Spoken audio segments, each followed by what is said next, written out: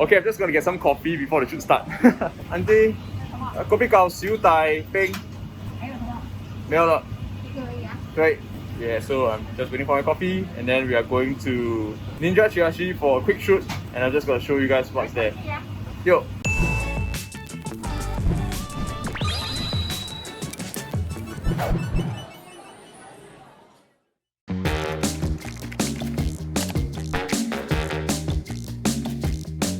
Hi guys, welcome to another episode of Eatbook Vlogs, and today we are all going to introduce to you hidden gems in our neighborhood. So right now I'm in Tampines, east side, west side, showing you guys one of my favorite things here.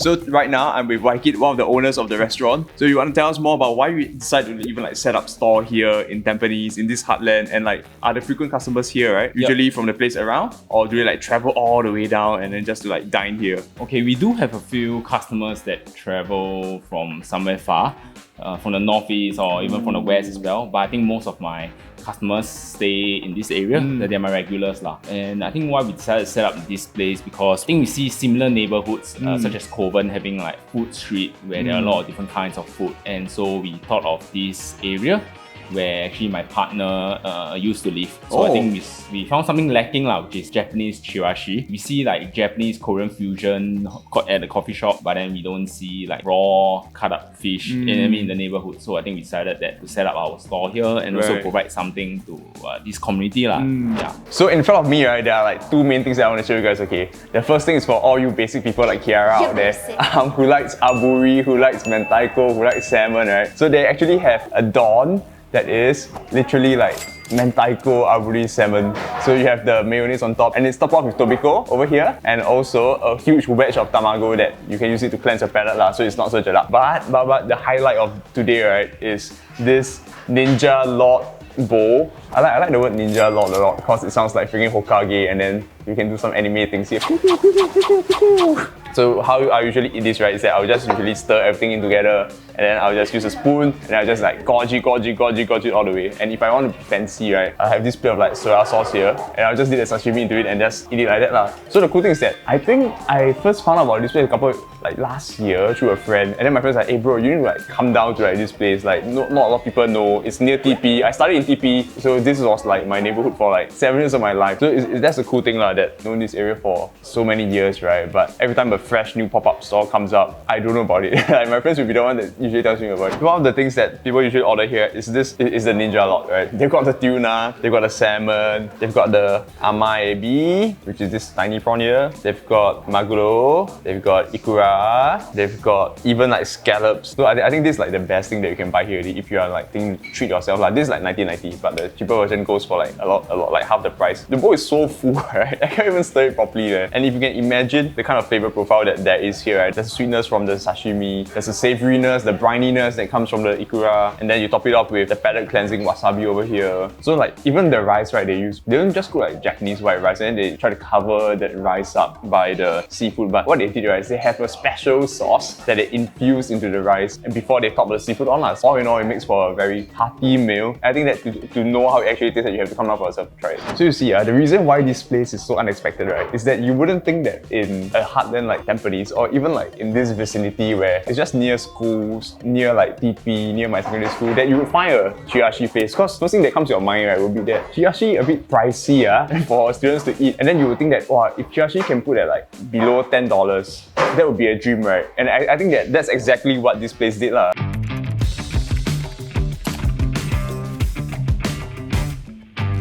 They're right here at Box Kitchen at 216 Boon Avenue. So they primarily use local flavors, then they also incorporate other Asian and Western influences. So they have things on their menu like bread bowls, rice bowls, pastas, fish and chips, burgers. Such diversity, in a HDB, in a neighborhood setting. A-star.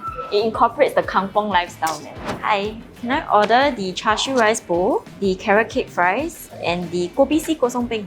Okay, we have Kelly, the owner of Box Kitchen, with us today. So, hello. Hi. So, is there any reason why you decided to open right here in the neighborhood area? I mean, we were looking around the area. We used to have a family business around the west as well. So we wanted to find somewhere also around the west lah. Okay, so your customer base, right? Do they usually reside around here or they travel all the way from wherever they stay? Most of them work around here, and then some of them they actually came back with their family during weekends and things like that lah. Okay, the food is here and I'm so stoked because it smells so damn good. Okay, so first up, we'll try the drink first because I'm very thirsty. Okay, in this place, right, they don't sell things like latte or like flat white kind of thing. They do Singapore-based drinks like your kopi, your teh. So the drinks are very affordable. It's like between $1.50 to $2. Hello, excuse me. Okay, it's good, it's good. Because this is my usual order, like your kopi si kosong peng. So fun fact, right, I actually used to study around here. So this area is not unfamiliar to me. Okay, so we're starting off with the rice bowl. This is the char siu rice bowl and it's apparently Papa Bok's legendary char siu with sous vide egg, with pickled radish and also Italian spiced rice. So it's not your like white plain rice, you know. There's actually a lot of effort that goes into this dish. Okay, firstly, right, the char siu, wow, the explosion in the smell, I tell you, it's char siu, it's really char siu. So like the char siu, right, has a very nice meat and fat ratio, and it's so glazy.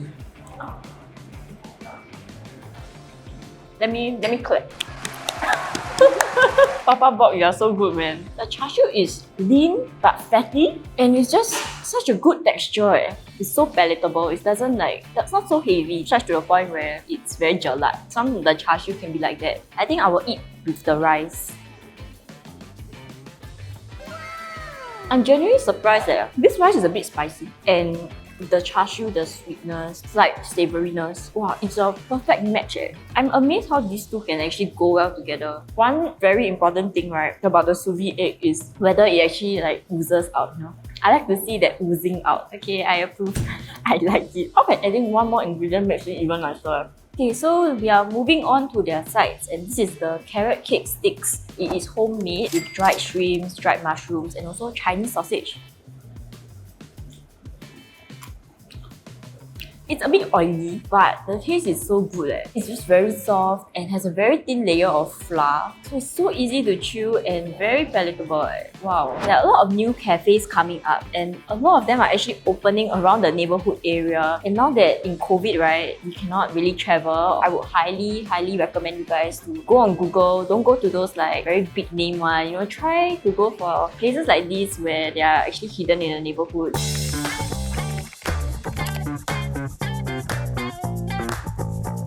We are overlooking like the Bedok Reservoir. Is so nice. And we are actually at Risoba. They are known for making 100% buckwheat soba noodles and they make it like fresh when you order. And so like the quality is very high for like, you know, just like a heartland neighborhood kind of place. I can't wait to try the place and I've heard so much about it. Can I get the mozuku? Can I also get the karage? Karage. Yes, can I get the pork soba please? Okay, sure. Yes, that's all. Okay, sure. Thank you.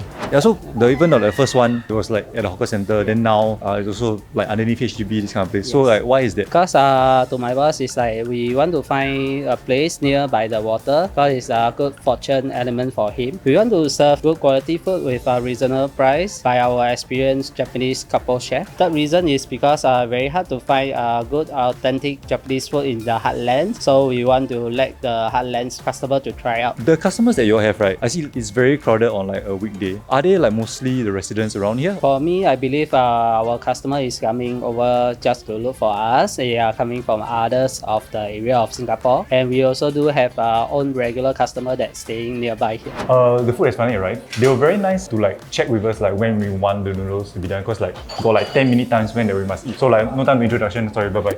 Okay, no B-roll, eat. Okay, then in that case, then I'll start with the soba. So I was saying earlier, the soba is like 100% buckwheat, right? So one of the staff was telling me that you can only find the 100% buckwheat noodles like in two places. So one is by Risoba and another is some other place lah. And because of that, it's also gluten-free. This is how I eat soba.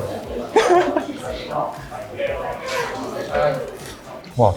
I love the chili oil that they put inside. So like it's slightly different from like the sobas that I've eaten in the past, right? So I don't know what they put inside, right? Like your dashi, your mirin, that kind. It's a more like simple kind of flavor, right? Whereas this one, they add chili oil to their broth for the dipping sauce. So like I haven't actually tasted a soba that's like this in before. I'll try with the pork this time. Good enough. I think they prepared the pork quite simply lah. Because like when you have such a flavorful dipping sauce, the simple flavors from the noodles and the pork like go very well with the dipping sauce. Other than the soba, the staff recommended to try their karage and also mozuku. Right, so the mozuku is not that common to find around, so like I wanted to try that out, which is a seaweed in their homemade vinegar. And for their karage, right, so they use a fermented soy and parsley seasoning, right, so to make it a little bit different from normal karage that you can find elsewhere. The vinegar is very sweet and very pleasant to eat. And if you like don't eat too that kind, I think you should be okay. I still think it's worth a go. It's very interesting. The karage is very interesting because they use the fermented soy, right? To me, I feel like it gives it just a little bit more, really make it a bit more savory. The flavors complement the karage very well. They don't serve mayonnaise with the karage because mayonnaise got MSG, so then they decided to serve it with a vinegar, chili padi and garlic sauce. And the combination is also very good. I would enjoy it like with and without. I'm very surprised by the quality of the food for like such a heartland place, right? It's just like under HDB block, a lot of neighborhood shops around. So to all of you out there, I encourage you to walk around in the neighborhood, find the hidden gems and recommend them to your friends and us, then we can feature.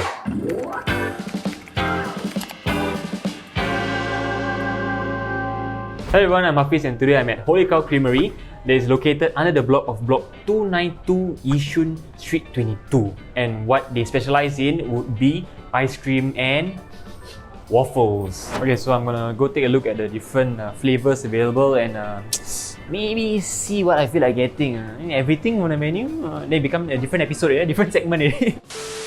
So from the looks of it, the ice cream flavors are separated into two different categories. There's the classic and there's also the premium flavor. I'm a simple man. Once I like the flavor, right, then more or less I will keep buying the same flavor, which in this case would be the pistachio. Okay, I'll have one scoop of the creme brulee. I'm gonna be adventurous and I'll go give the mochi a shot. Usually I order the golden waffle, so you know, how about I get the charcoal waffle for today? Okay, so why did you all decide to set up in the Heartlands? Well, I think because there's been a trend recently where people don't really go to town anymore. You know, they don't go to Orchard, to the As areas. they grow older. Yeah, and it's more convenient to go around Heartlands to go and eat things and to just hang out because it's near your house as well. Okay. So I think that's one of the reasons why we set up in the Heartlands. Also, we set up about 7 years ago. At that time in Yishun, it was like very ulu. There's not many ice cream shops here. I know. And so that's why back then we decided it's a good place to just give the residents of this area a choice. Yeah, and I mean we're not the first one to open under HDB block, but definitely back then I think there were not so many ice cream cafes. But now it's like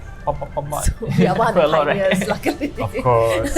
Okay, as for your customers, right? Do you think they stay near the area, most of them, or do they actually like travel from other areas to come here? Down here we mostly serve a lot of families as well. I mean a lot of young people as well. I think most of them do stay in the area, Yishun, Sembawang area.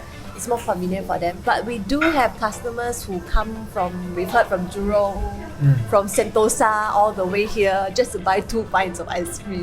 So they have traveled all the way here. But I would say most of our customers do come around the Yishun area, which, like I said, the Heartlands is more convenient. Alright, so in front of me, I do have the 2 scoops of ice cream and also the charcoal waffle and also this cute little hazelnut latte. So I'm gonna give them a try. Without further ado, I think I'm gonna give the waffle a try first. But the thing about my waffles is I'm quite particular. So I like it to be crispy on the outside and soft on the inside. Just like me. Let's give it a shot. Okay, promising. It's not hard to cut into the waffles. So I do have high expectations of this one. First boy. So nice! Kena scam. No, just as I had imagined it. The outside is quite crisp and the inside is pillowy and soft. Just the way I like my waffles. Apart from the ice cream, it also comes with a generous serving of salted caramel sauce around it. So it adds to the flavour also. Now I think it's time to dig into the real deal, the ice cream. I'm gonna go for the creme brulee first. I think this was a good choice because inside the ice cream there's also bits of lotus biscuit. So on top of just tasting the ice cream texture in your mouth and once it starts melting and whatnot, right, there's still the biscuit bits that remain. So it gives a nice added texture to it. Okay, mochi. This is interesting because I've never seen it in a dessert form, especially or rather particularly ice cream. I'm gonna do something gross. Ta-da! Yeah, so as you can see, there are like such bits inside the ice cream, and it also adds to the texture that I was talking about. So you don't just like get an ice cream in your mouth, it just melts, but there's also like other things inside it that you can chew on. I think the peanut taste is also quite strong, so I think this one has captured the essence of a mochi flavour. And of course, last but not least, the hazelnut latte.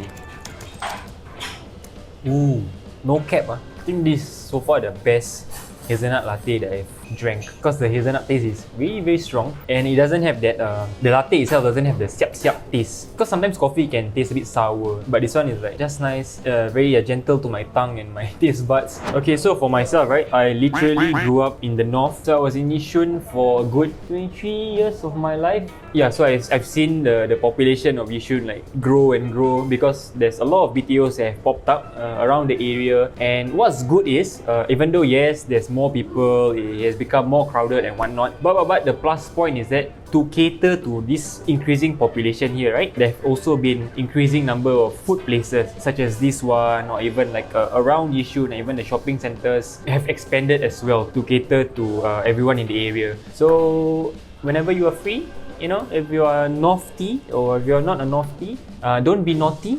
Please come. Please come and visit Holy Cow Creamery and give their food items a try.